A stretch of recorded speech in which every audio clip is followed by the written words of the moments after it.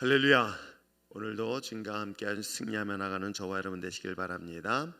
자, 사무엘하 2장 1절부터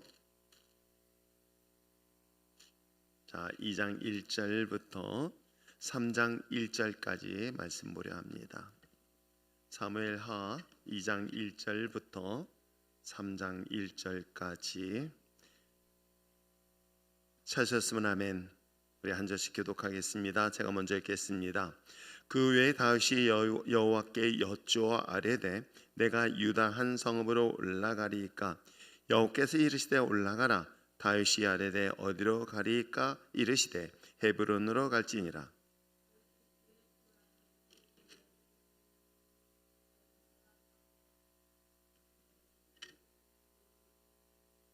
또 자기와 함께한 추종자들과 그들의 가족들을 다윗이 다 데리고 올라가서 헤브론 각 성읍에 살게 하니라.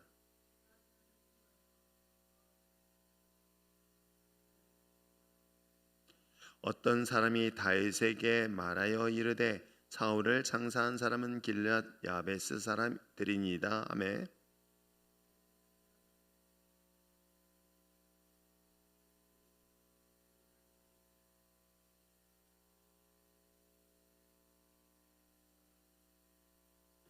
너희는 이 일을 하였으니 이제 여호와께서 은혜와 진리로 너에게 베푸시기를 원하고 나도 이 선한 일을 너희에게 갚으리니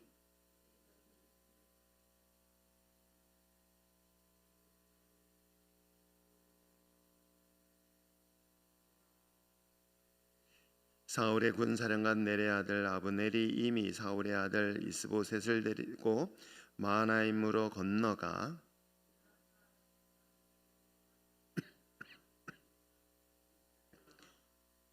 사울의 아들 이스보셋이 이스라엘의 왕이 될 때에 나아가 40세이며 2해 동안 왕위에 있으리라. 유다 족속은 다윗을 따르니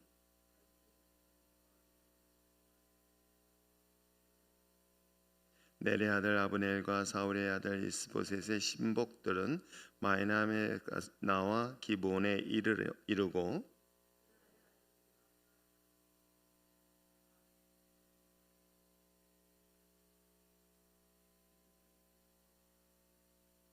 아브넬이 요압에게 이르되 원하건대 청년들에게 일어나서 우리 앞에서 겨루게 하자. 요압이 이르되 일어나서 하자 하매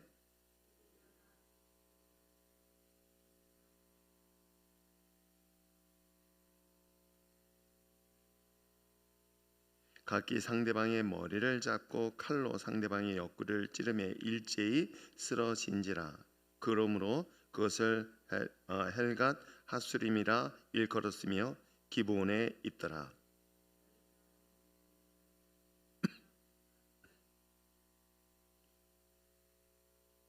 그곳에 수르야의 세 아들 요압과 아비새와 아사엘이 있었는데 아사엘의 발은 들노루 같이 빠르더라.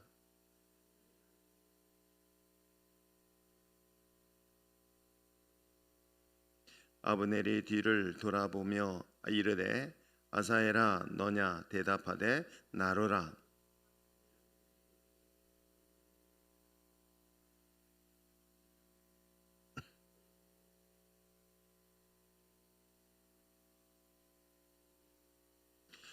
아브넬이 다시 아사엘에게 이르되 너는 나 쫓기를 그치라. 내가 너를 쳐서 땅에 엎드러지게 할 까닭이 무엇이냐?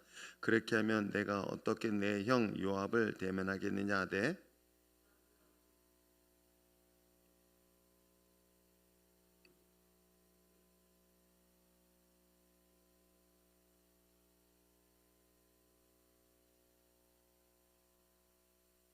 요압과 아비새가 아브넬의 뒤를 쫓아 기브온 거친 땅의 길가 기아 맞은편 암마산에 이를 때에 해가 졌고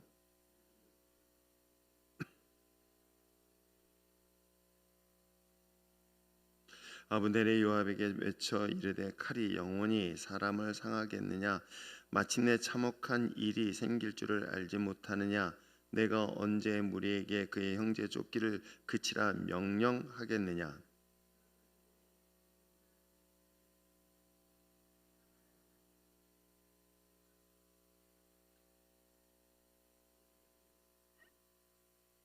요압이 나팔을 불며 온 무리가 머물러 서고 다시는 이스라엘을 쫓아가지 아니하고 다시는 싸우지도 아니하니라.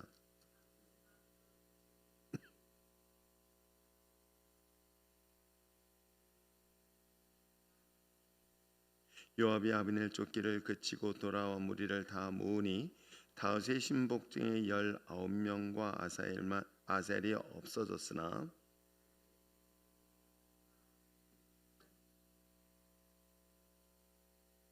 무리가 아셀을 들어올려 베들레헴에 있는 그의 조상 묘에 장사하고 요압과 그의 부하들이 밤새도록 걸어서 헤브론에 이른 때에 날이 밝았더라.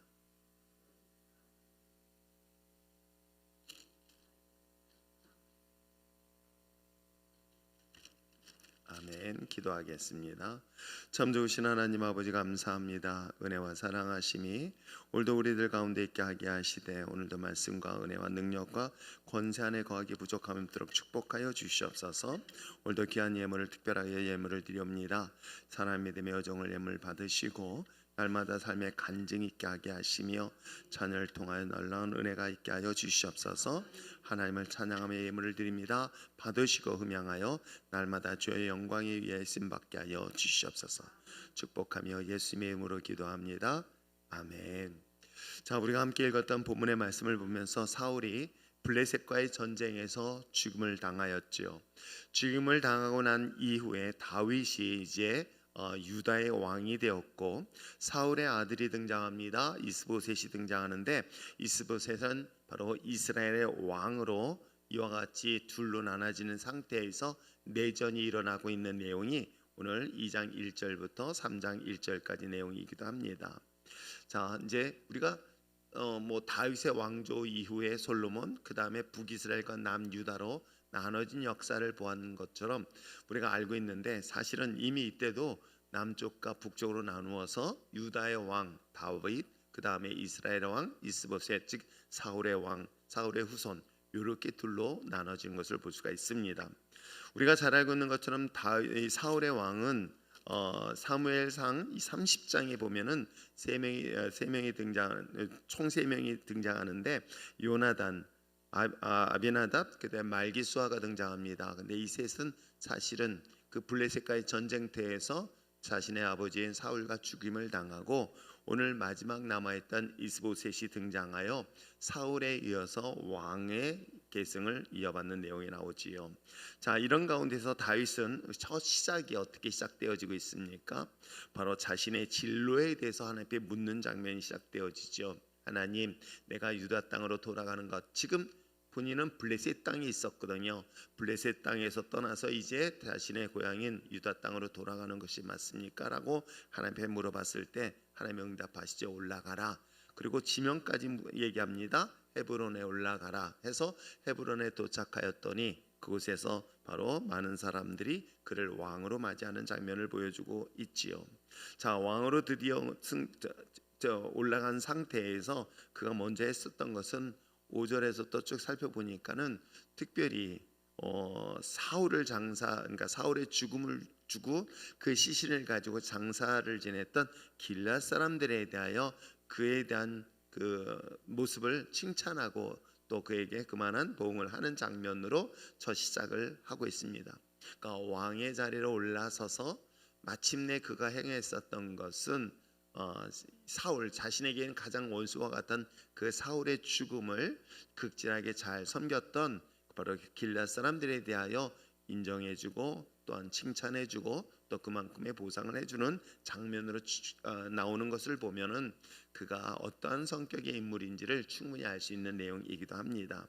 자, 그러고 난 다음에 8절부터 11절까지 사울의 군사령관이었던 넬의 아들이 바로 아브넬의 사울의 아들 이스보셋을 이스라엘 왕으로 추대하는 장면이 나오죠. 아브넬은 결국은 이스라엘의 군대 장관의 역할을 감당합니다. 그리고 그의 왕으로 이스보셋을 세우게 되었죠. 그리고 이 아브넬과는 계속 다윗의 그 군대 장관하고는 계속 전쟁을 치르는 장면이 나옵니다. 어쨌건간에 다윗은 헤브론에서 유다 왕으로 약 7년 6개월 동안 다스립니다. 그러면 이 다윗은 보면은 어찌 보면은 한 7, 8년 동안을 사울의 창과 칼을 피하여 도망자 신세를 지고 다녔습니다.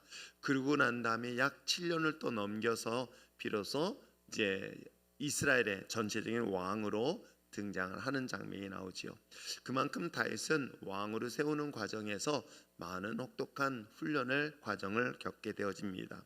자, 그런 가운데서 말씀드린 것처럼 12절부터 32절까지 내용이 바로 이스라엘과 유다가 바로 전쟁을 치르는 장면들을 등장하고 있어요. 말씀드린 것처럼 두 군대 장관입니다. 아브넬과 수레의 아들이었던 그 아들들과의 교전, 전쟁을 통해서 참혹한 동족 간의 피비린내 나는 전쟁을 치르게 되어지죠. 그런데 여러분, 가장 중요한 내용이 바로 맨 마지막 절입니다. 우리가 함께 읽었던 3장 1절 이야기입니다. 사울의 집과 다윗의 집 사이에 전쟁이 오래되었는데 다윗의 집은 점점 강하여졌고 사울의 집은 점점 약하여졌다라는 것으로서 한 세대의 시대의 역사적 배경의 흐름이 바뀌는 것들로 정리를 하고 있는 것입니다. 사랑하는 성도 여러분, 우리가 인생에 있어서는 또한 하나님께서는 사울과 사울에게도 분명히 명령하신 가운데서도 하나님의 말씀대로 어긋난 것에 대해 내가 너를 심판하겠다, 내가 너를 정죄하겠다라고 했지만 그 시간이 참 오래되는 것들을 볼 수 있는데 그 내용의 의미가 뭔지 아십니까? 하나님은 이 땅 가운데 우리를 심판하시고 때에 따른 우리를 정죄하시는 목적이 아니라 하나님은 우리에게 끊임없이 경고를 하십니다. 어떤 경고를 하실까요? 내가 잘못했을 때 그 엄한 경고는 우리를 심판하시거나 우리를 버리시기 위한 목적이 아니라 반드시 빨리 돌아오고 회개하라는 그 사인의 메시지라는 것을 우리는 성경을 통해 볼 수가 있는 것입니다. 만약에 하나님께서 진짜로 마음을 정하셨다고 한다면 어떻게 결정을 하셨을까? 아마 사울의 시대에서 모든 것들을 끝내버리고 더 이상 그 왕의 승계는 없을 수도 있었지 않았을까 하는 생각을 합니다. 그런데도 불구하고 하나님께서는 그 오랜 시간 동안의 기회를 주신 것은 무엇 때문일까?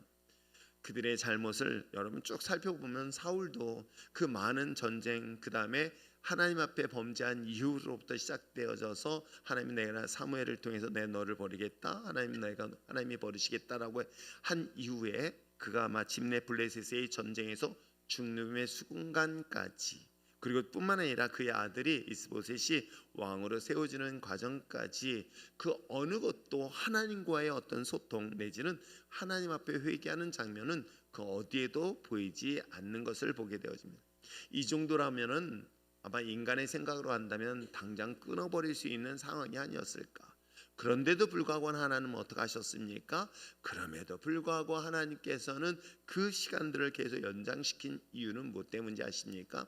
성경에 기록되어 있는 것처럼 사울의 집은 점점 망하여 가고 하나님의 사람이었던 다윗은 점점 흥하였다라는 것은 또 한편으로는 사울에 있어서 만약에 이 사실을 주님 앞에 회개하고 돌아서면서 내가 부모로부터 잘못했던 것, 그리고 또한 우리가 하나님 앞에 잘못한 것에 대한 회개의 역사가 일어났었다면 이스라엘 역사는 또 달라지지는 않았을까? 물론 그러니까 이스라엘의 왕과 다윗의 왕조는 양쪽으로 평행을 이루면서 이루어갔을지는 잘 모르겠지만은 어디건 간에 하나님께서는 자연스러운 흐름 속에서 우리에게 주어진 것은 결국은 심판이 아니라 우리를 멸망의 길을 인도하시는 것이 아니라 하나님은 우리를 구원하시기 위한 회개의 기회를 끊임없이 주시고 있다는 것을 잊지 마시기를 부탁드립니다. 어찌 보면 오늘 우리에게도 허물이 있고 부족함이 있을 때 주시는 그 메시지들 속에서 때로는 그것이 내 귀에는 불편하게 들리고 또는 부담스럽게 들린다 할지라도 그럼에도 불구하고 하나님께서 우리에게 요구하시는 것은 구원이라는 것 잊지 마시고 그 구원의 은혜의 거룩한 자리 앞에서 날마다 자신의 신앙을 점검하면서 주님 앞에 돌아서고 주님의 뜻에 합당한 자의 자리에 설 수 있는 저와 여러분 되시기를 다시 한번 주님의 이름으로 부탁드립니다. 그래야 해서 오늘도 주님의 선하신 뜻에 따라 비록 실수도 하고 잘못도 할 수 있습니다. 우리가 완전하기 때문에 하나님 우리를 기뻐하거나 우리를 사랑하는 것이 아닙니다.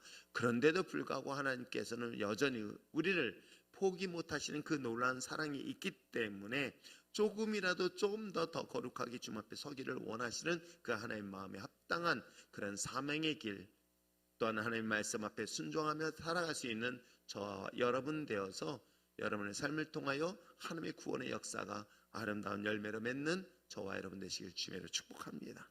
기도하겠습니다. 참 좋으신 하나님 아버지 감사합니다.